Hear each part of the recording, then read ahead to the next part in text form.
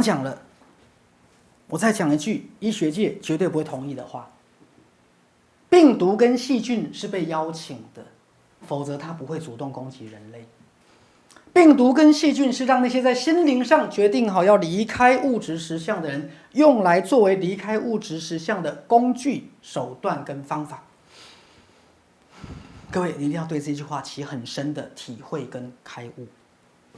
包含这根绳子没有错，是我用这根绳子来干嘛？来吊死自己的。来，听懂了没有？我是用这根绳子作为什么？工具、手段跟什么方法？各位，好，就像如果我要家暴，我可以用拳头啊，我可以用书丢兰亭啊，我能砸的都砸，怎么会？这些都是我的工具嘛，明白了吗？所以 coronavirus 是什么？工具、手段跟方法。来，这里我现在补充一句，包括癌症。各位，你们知道？很多癌症的病人来找许医师，来赛斯身心灵的疗愈癌症是怎么疗愈的？各位，癌细胞也是手段、工具跟方法。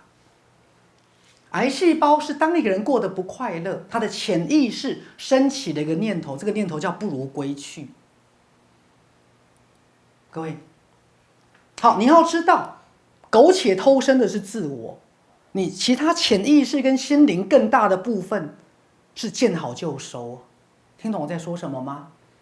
因为你的心灵知道灵魂是永生的，你的心灵知道你不会随着肉体的死亡而死亡。各位，你的心灵知道，所以当你过得不开心的时候，心灵就会启动一个离开的一个过程，所以你的身体就会开始邀请癌细胞。所以我再强调赛斯讲的很重要的概念，大多数的世人，麻瓜世人都会觉得是我很无奈，我很悲哀，我是受害者，被癌细胞侵犯我的健康，对不对？错。来，赛斯家族要再清楚知道一件事，那是因为当我启动了不如归去模式，而我邀请了癌细胞来共襄盛举。来，这两个哪里不一样？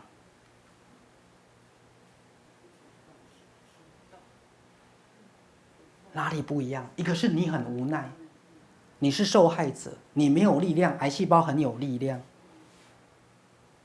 然后你一直想活，癌细胞不放过你，你一直开刀，癌细胞一直转移。你用了标靶治疗，用了最新的治疗，花了200-300万、300-400万，最后你还是逃不过癌细胞的毒手，没错嘛？这就是传统的观念。然后你是无力感的，需要医学界来拯救你，对不对？你需要打化疗、放疗，你需要用最新科技、最新的免疫疗法，对不对？对不起，这不是赛斯心法。赛斯心法是，叫什么？内贼通什么？赛斯心法是你邀请癌细胞，来，各位跟我念一遍：我邀请癌细胞。我邀请癌细胞。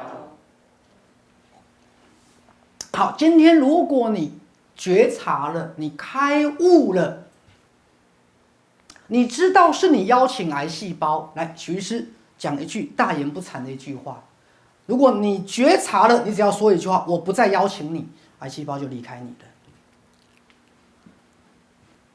我不会讲第二句话了，明白了吗？当你知道你的本来面目，当你知道是因为你邀请他，他才来的，那么很简单，我只要收回邀请，因为我开悟了，我觉得是我邀请他的，而且我开始明白为什么我邀请他。我开始明白为什么我邀请他，因为我觉得我没有热情了，我找不到新的人生的方向，我对未来失去了期望，我觉得我的人生已经翻不了身了，而且已经进入谷底了，明白吗？当我发现原来那是我的执着，原来我可以有美好的未来等我，当我发现我未来还可以有热情，还大有可为的时候，我决定取消邀请他。各位，当我看到我未来的希望，当我燃起了我对生命的热情，当我取消邀请癌细胞的那一刻，它就用最快的速度消散，而且不需要任何医药的介入。各位现在明白了吗？这才是心灵的概念，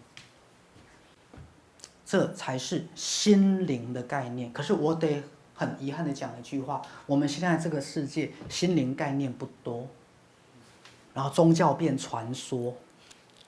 各位，心灵概念不多，明白我的意思？好，我们再回到好，所以我第一个要跟大家打的，好，信念疫苗。我希望各位你非常确定，如果你没有打算离开地球的准备，那么你不会对 COVID-19 发出邀请函，要么你就被感染而没事，要么你就不会被感染，很简单，明白了吗？因为你不打算使用这个工具，而打算使用这个工具的人，我也祝福你，因为你不使用这个工具，你也会用其他的工具。所以这涉及了你们每个人回来自我觉察。好，可是回到刚讲，我一刚开始，好，许医师是沿用了，好，我那天在台北分会上的课，新冠肺炎的病毒到底多可怕？我想你们看了很多医学的报告，专家，我刚刚已经跟各位讲，可怕个屁，可怕个屁，好。好，但是我没有叫你像那个愚蠢的哪一个印尼还是菲律宾有一个什么，然后跑到生病人那边去闻他的呼吸，然后后来就得病死掉了，是吧？他好像死掉的原因好像不是因为得病。哦，是什么？是笨死的还是？你再去查一下，这个很好笑。不是有个什么另类疗法的这个医疗师是吧？为了证明什么什么，他根本就没有细菌，谎言，跑到生病人那边去，还闻他的那个味道，后来好像就死掉了。各位，我没有叫你做这件事，好，脑子很好，有时候还是要用，好不好？我没有叫你做这件事。我要说的是，你必须对你自己的健康充满信心。好，我刚讲，你要觉察的是你的内在，可怕的不是绳子，可怕的是你使用它作为你想离开这个世界的方法、工具跟手段。所以我刚讲，好，目前所有的人类都被灌输了无量的什么恐惧。来，刚刚许医师讲的第一句话，关键的一句话，各位记起来了没有？新冠肺炎的恐惧，病毒没有那么恐惧，你对它产生的恐惧是谁的？你的。所以各位，你想想看，目前全世界的人对这只病毒起了多少恐惧能量？好。来，各位，来有没有？每天报纸新闻，每天下午2点，好，卫福部都会开记者会。来，今天确诊多少个？12个哈，你看多清楚啊！每天2点一到就在那边准备看几个。各位，全世界人类因为这一场新冠肺炎起的恐惧能量大不大？好，如果各位问我，好，其实新冠肺炎的疫苗到底有什么好处？我就会说，打了之后你会比较没那么恐惧。听懂了没有？它的好处就在于，你觉得你打了，你就没那么恐惧。我先讲一个笑话，之前有个同学来看我，好，他是太太，我问他最近怎么样？他说最近很好啊。我说怎么样很好？最近什么接送孩子啦、买菜啦、Costco 都他先生去。我说为什么你先生去？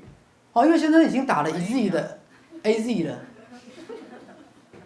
原来打疫苗还有这个作用，所以各位以后你不要打，都不用回婆家，都不用去 Costco 买菜，都不用出门，打的人就要去第一线，有没有？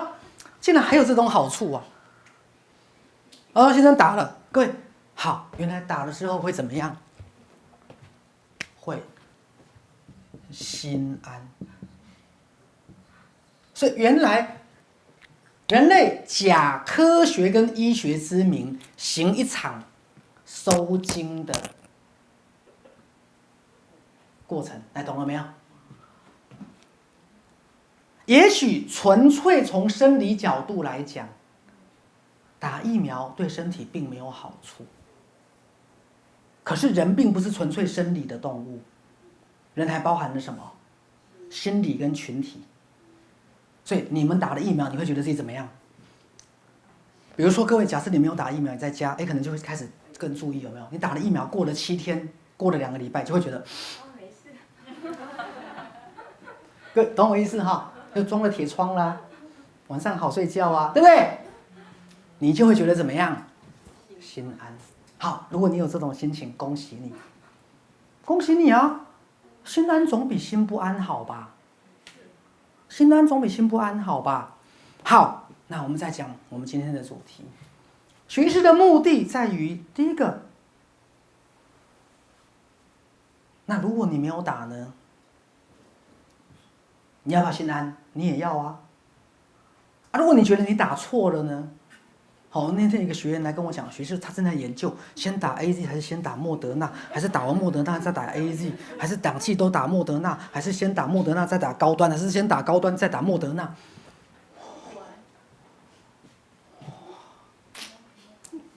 我是心里想，你是被安诺，你叫我心安呐、各位，不但要装铁窗，还要装最好的牌子。对，是啊。好，第一个，万一你没打呢？万一你打的不是最好的组合呢？好，再来，如果有一天，来，最近有没有一些报道陆续出现，打了疫苗还是染疫的？来，有还是没有？有啊。假设有一天铺天盖地的报道出来了，打了2剂一样染疫，或是也许重病率没有比打的差太多，可请问你是不是瞬间就无吧？好，所以我讲了句关键一句话：如果你真正的心安自在，不是来自心灵，都是假的啦。还没？是不是？所以为什么佛陀一直在讲万法唯心？你一直在外求，一直在外求，有什么用？各位，这就是众生呐、你明白了吗？这就是众生啊。那如果未来几年有更多的医疗显示，打了很多疫苗的人开始出现免疫问题，你怎么办？你怎么办？你会不会后悔你今天打了疫苗？来，我从历史来讲，有没有很多当年被觉得很有效的医学措施跟医学的处置方式，到后来被证明是无效的，甚至有害的，有还是没有？医学凭什么认为自己都是对的？来，学士讲这些都是很客观的哦，我并没有在偏颇哦。包括以前我跟大家讲过一种嘛，就是那种怎么会腋下会流汗的，有没有？对，后来就做了那个神经节阻断术嘛。对，后来腋下不流汗的，屁股2坨汗，你们知道吗？他不走这里，他当然走其他地方嘛。那各位，腋下流汗比较困扰，还是2坨屁股流汗比较困扰？有个人跟我说，他走到那里坐下去，这边就2坨湿湿的。以前在这边还擦得到啊，就坐下来。你说离开就2坨汗，去跟医生说没关系啊，就做了阻断啊，没办法了，就这样子啊。来，懂了没有？有多少我们当年认为是有效的医疗，最后经过了5年、10年、50年、30年后，被认为是。来，各位，你去查医学史。我再跟大家讲，最早还有曾经做医学历史最早所谓的治疗失觉失调症，还有所谓的前额切除术，把前额大脑切掉，还有把大脑左右相接的胼胝体切断。以前有做过很多这个手术，来治疗精神病患。现在还有没有人做？在当时被认为很有效。来，懂了吗？是啊。好，徐师以赛斯心法以一个修行的角度来看，各位，我刚讲了一句话很霸道：如果不是回到本心，所有的东西都是寄托在外界。各位，这样明白了没有？就像我告诉你的，如果将来1剂、2剂，现在科学家要大家打第3剂，对不对？是啊。你不断去追求这些外在的部分，就像防止窃盗，你不断的把铁窗加高，到最后你家就不要有火灾。各位，小偷进来顶多偷东西就走了，你们家火灾你是逃不出去的。来，明白我在说什么吗？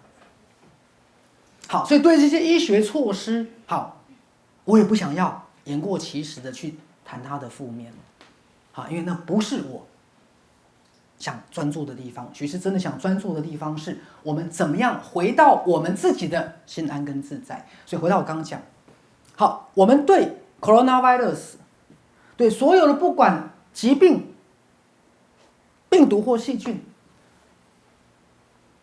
你起的恐惧心才是最可怕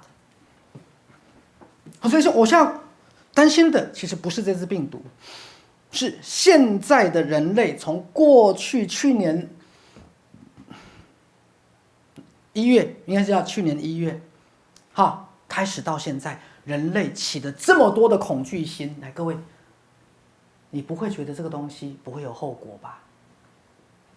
恐惧是不是一个能量？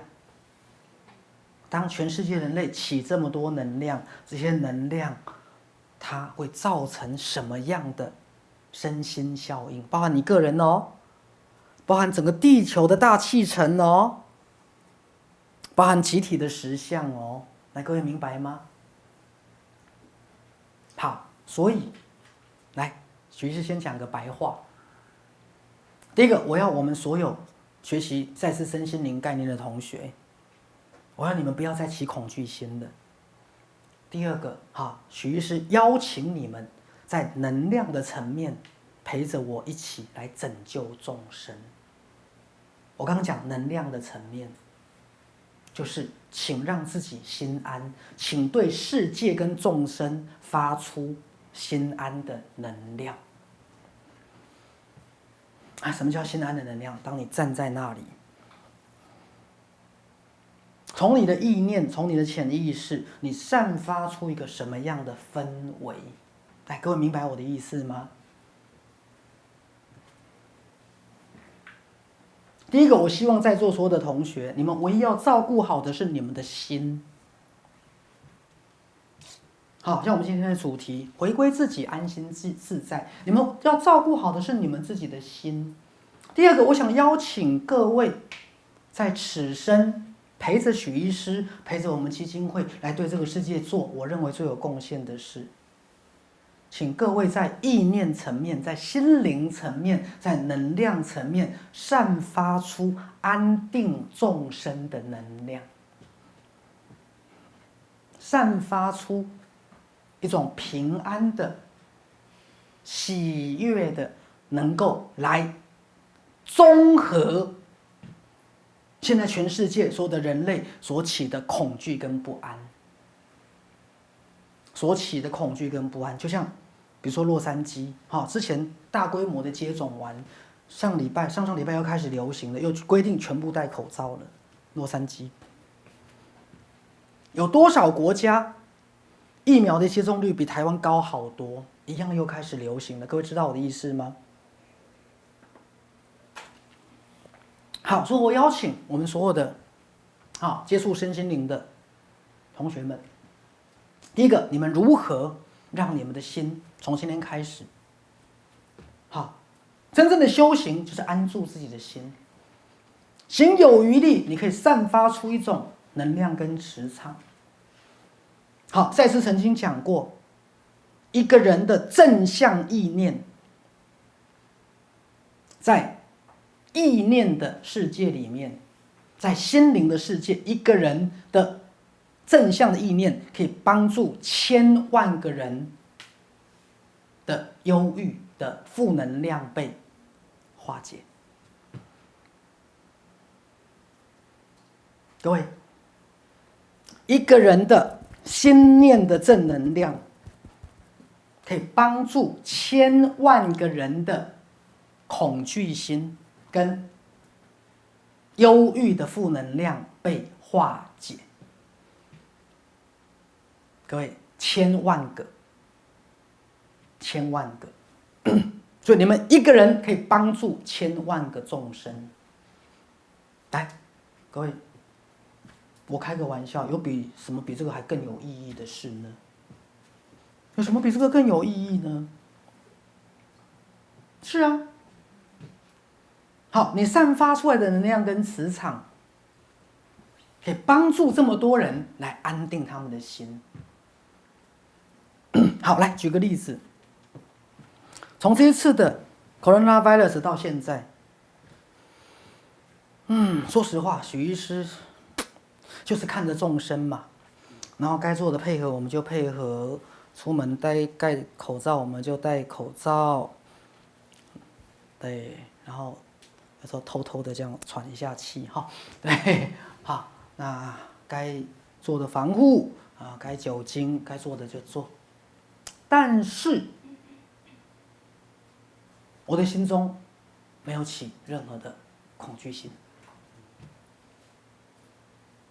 反而觉得，好，原来这是一场人类，我们讲集体的挑战好了，好，集体的一个功课，好，甚至如果以赛斯心法来讲，来，这是徐师一直要强调的一个概念，好，我也多次跟赛斯家族强调过，这也是未来我们要推广方向的重中之重。我们常讲心安自在。我只问各位，好，人类是地球的万物之灵，我们有让整个地球所有的生物心安自在吗？有还是没有？来，小朋友说有没有？如果没有的话，那我们为什么可以心安自在？懂我的意思吗？来，我回到众生一体的概念，这个众生不是只有人类哦，包含所有的物种，天上飞的、地上爬的、海里游的，来，明白吗？来，我甚至告诉大家以一个很不应该讲的比喻，这一场瘟疫是人类的业障。打我吧，打我吧！我不应该这样说的，我错了，对不起。我一天到晚在骂人家不要说业障，我今天自己说了。这一场瘟疫是人类的业障。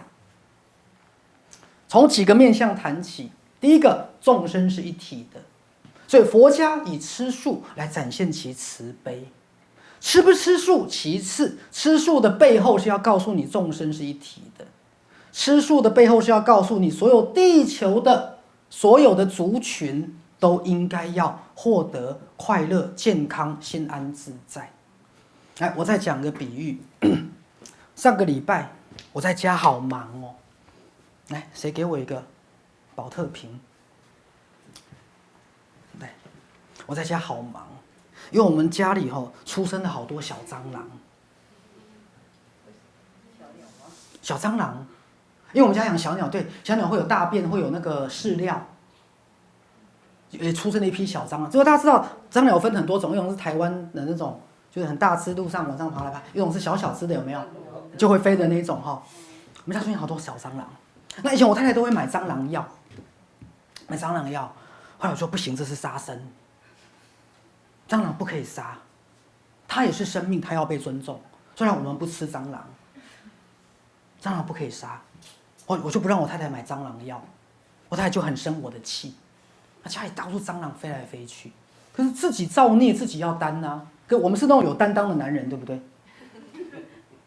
没错哈，我们绝对不是出一张嘴。好，那我不准他用蟑螂药。啊，他又很怕蟑螂去咬他的小鸟。好，他的小鸟不是我，是他养的那个鸟哈。好，对，好，蛮挺容易想歪哈。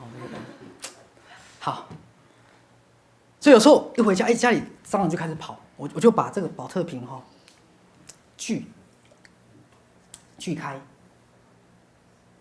那就有一个盖嘛哈，那看到蟑螂，比如说蟑螂在这里，就把它盖得准哦，不然会被你压死哈，盖上去，要眼明手快，好，那个训练动作。盖上去，那蟑螂不是就在那个盒子保特瓶里面的嘛哈，就拿一张纸，从下面给我一张纸好不好？哎对，好，比如说这样盖上去，就拿一张纸从下面，那就盖住了对不对？就这样子把它盖起来，你就这样子就在上面就一个盖子对不对？然后它就在那里面跑对不对？好，那再摇一下。好，然后窗户打开，丢到隔壁家。我一个晚上就丢了20-20只，就可以练感觉统合。然后有在地上有没有？就空啊，然后就这样子，有没有？哎，进去了，哎，好，但用射出来用厚纸板的，好，拿起来有没有？然后走到窗边。窗户打开，丢出去，看哪一个邻居家讨厌，丢出去。哦，我像上礼拜就搞了这样好，搞了20-20只，那就很开心，就不要杀生，啊，开心是吧？没想到徐师，啊怎样？啊对，好，我也想要对。蚊子这样，那还在开发中啊！我现在对蚊子基本上还是以电蚊拍为主。忏悔哈，我要像以后改一下哈，看有没有那种电昏的，不要电死掉，电昏然后一样丢到隔壁家，哈，对，有没有电昏的，不要杀生，好，不要杀生，因为我受不了蚊子。好，那我就阻止我太太去买那个杀蟑螂的药，可以杀生。好，可是今天我们赛斯心法，他要把当年的这种同体大悲、不杀生的精神，他要提升到另外一个层次。今天不是杀不杀生的问题，是地球的万物，所有的物种不安心、不自在。来，明白了没有？而人类身为万物之灵。今天，因为我们人类的活动、人类的文明、人类的人口膨胀、人类的开发、人类要建房子、人类要建 shopping mall， 搞得万物纷纷绝种。各位听懂我在说什么吗？如果在上帝的眼中，每个物种都是平等的，请问，当地球的物种纷纷绝种的时候，你们人类凭什么安居乐业？听懂我在说什么吗？这是什么？业障。业障形容在这里是对的，对不起，这是人类的业障。各位记不记得赛斯心法说什么？只要还有一个人类不快乐，就没有一个人类可以真正的快乐，因为众生是一体的。各位，只要有一个物种还因为人类的文明社会而被迫害，而濒临绝种，人类也别想要过好日子。来，明白了吗？这就是众生一体的概念。我讲一句实话，比你吃不吃肉、杀不杀生，这个才是更重要的。知道我的意思？所以这一次 COVID-19， 虽然徐氏很不喜欢这样讲，因为我知道我这样讲也会被攻击，但是我得先讲实话。这场瘟疫是人类的业障，可是这个业障不是要惩罚我们，是要让我们开悟，让我们去明白。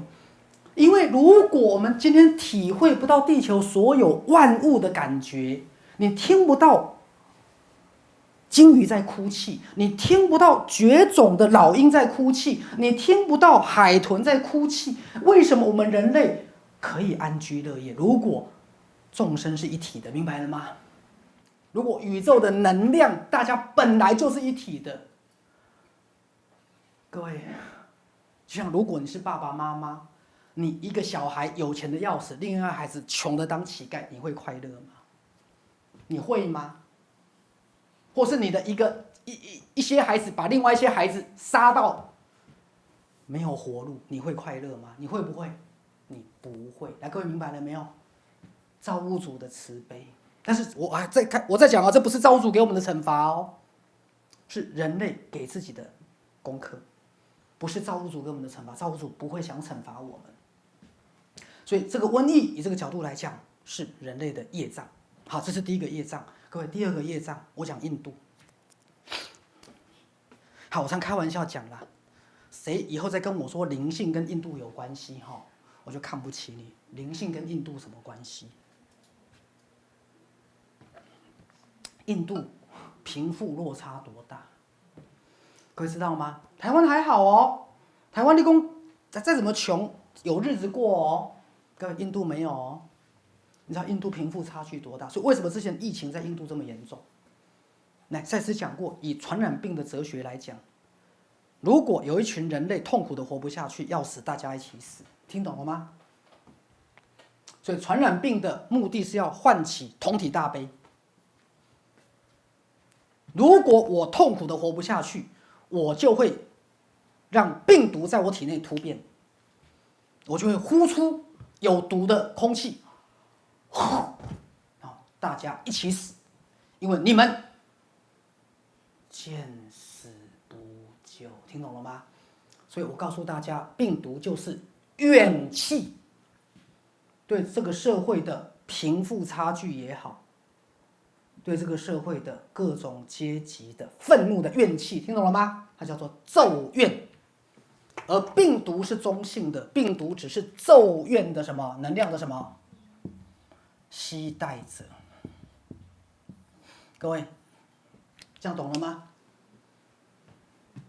所以赛斯讲在以前中世纪的传染病还记得吗？瘟疫、黑死病、黑死病。各位，那时候就是贵族跟平民，贵族有钱的要死，每天吃香喝辣的，平民，连好好大便的卫生条件都没有，然后改革也没有希望。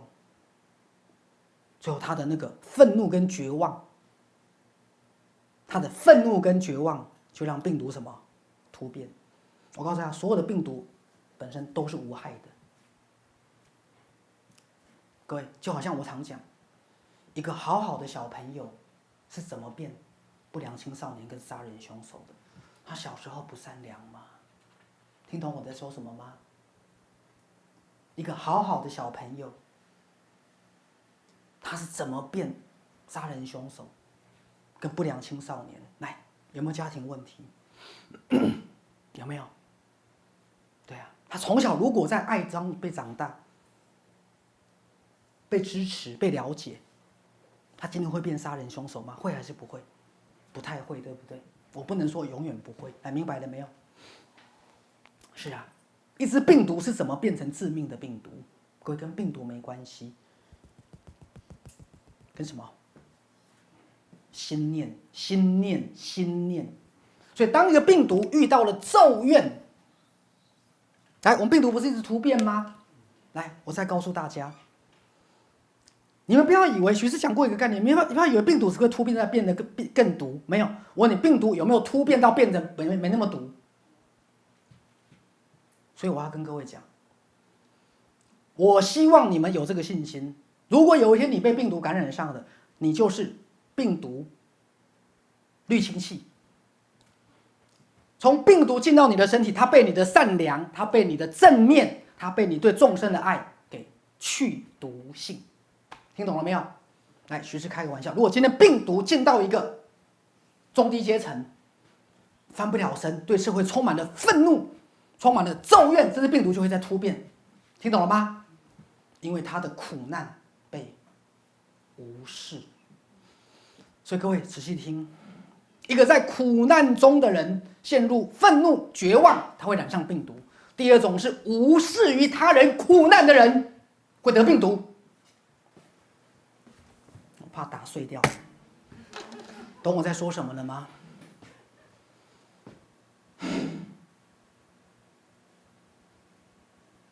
你不要当这两种人，一个是陷于苦难，然后开始诅咒全世界。好，各位，一个人在真正苦难的时候，会希望全世界跟他一起陪葬，对不对？他会。对，一个在苦难中无能为力，他会发出咒怨。这个咒怨会把原来没有毒的病毒变成超强的变种。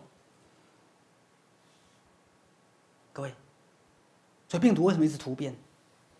再来，无视于他人苦难的人，你就是这一只咒怨病毒追杀的对象。为什么？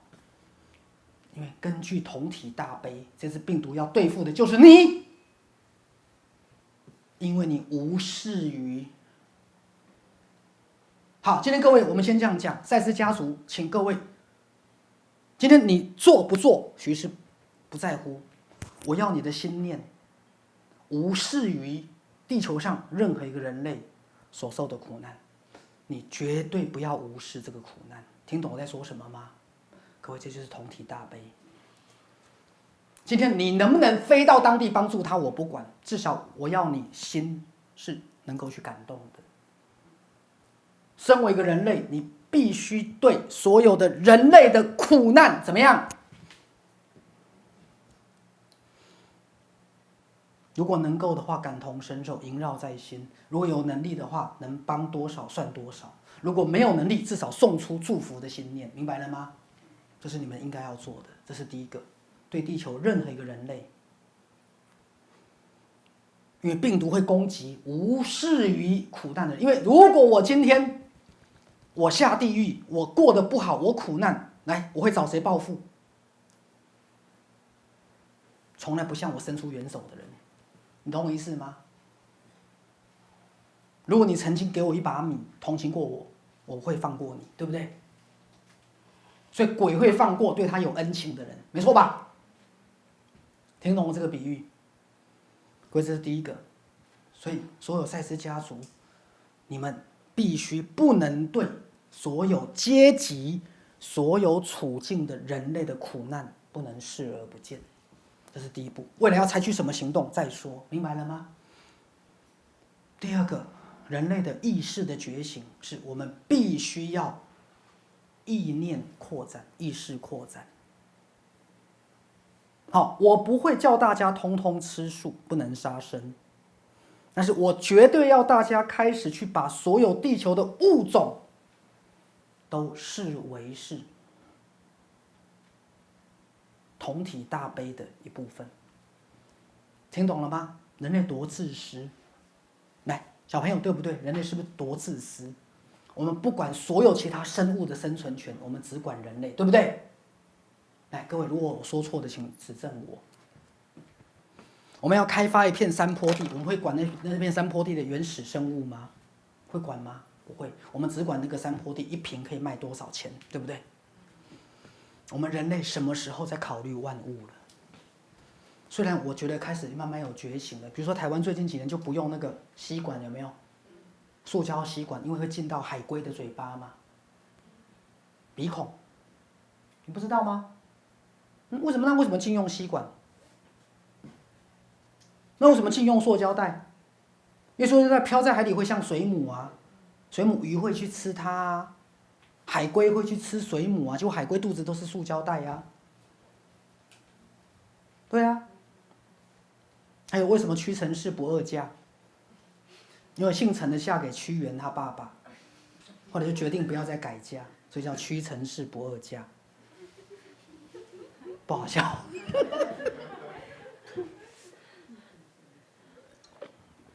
姓陈的嫁给姓屈的啊，屈臣氏，后来就不要再改嫁了，叫不二嫁，所以就变成屈臣氏不二嫁。好，不好笑。好，所以这时候第一个我刚刚讲，徐是用一个很不应该用的比喻。这一场新冠肺炎是人类的业障，因为这个世界还在自私自利，你争我夺，大家都以利益为优先，而无视于每一个众生的苦难，明白了吗？包括这个世界的掌权者跟政客，然后人类也是。来，学士常常讲，今天如果我替鸟类发言，我替鱼发言，我替所有的万物发言，各位，我会觉得人类真该死，来，对不对？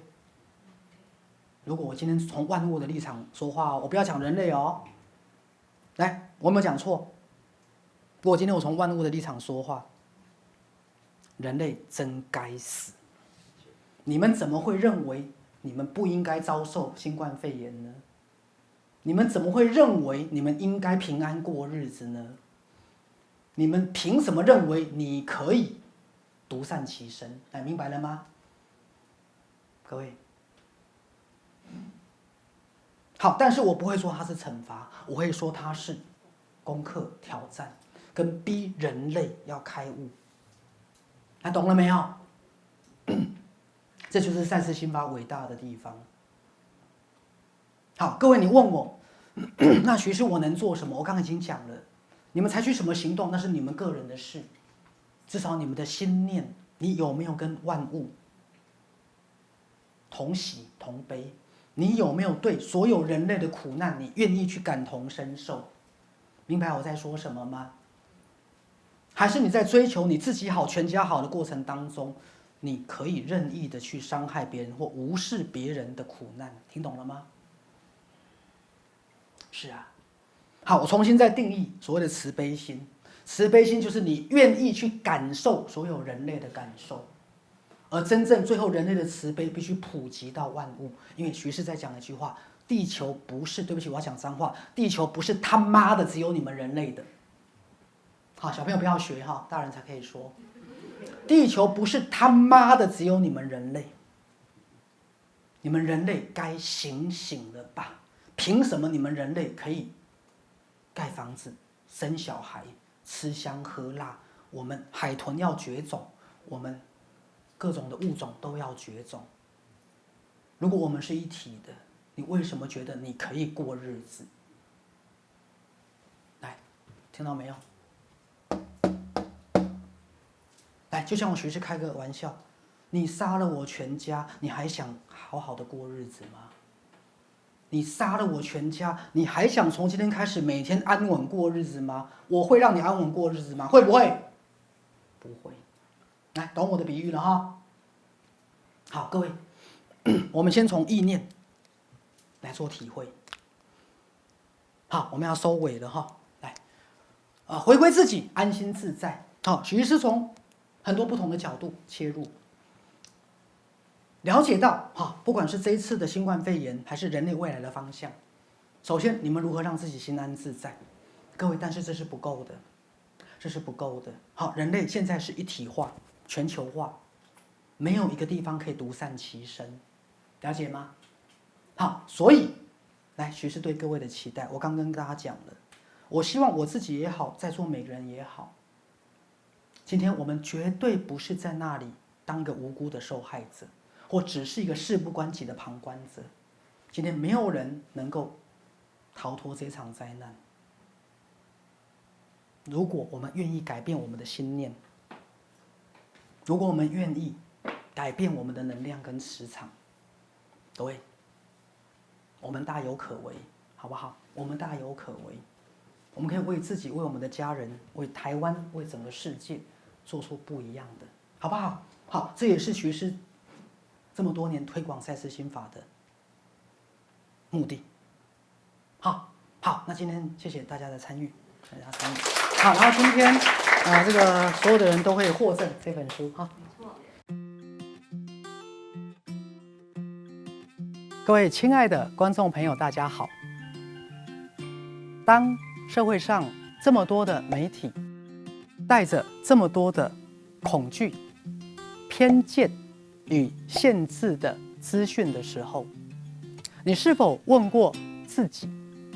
什么才能让你跟全家人及孩子们能够得到正向的能量，能够对未来充满了期待跟喜悦，而活出生命的独特平安跟自在呢？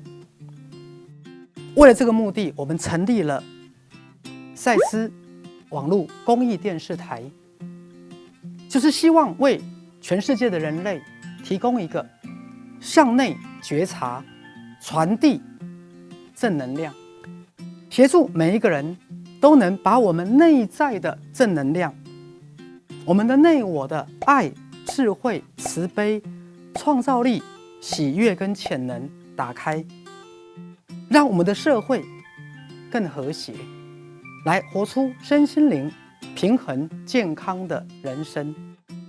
而这10几年来，赛斯网络公益电视台一共自播了身心灵的公益讲座、读书会近2000场，而我们所有的时事健康节目也近100集。如果您喜欢我们的节目，支持我们的理念，希望您一起来支持我们的赛斯网络公益电视台，而您的小小的捐款能够让我们大大的出力，能够让我们为这个社会尽每个人能尽的一起的力量。希望您能够与我们一同来参与这样的行列。再次的谢谢你。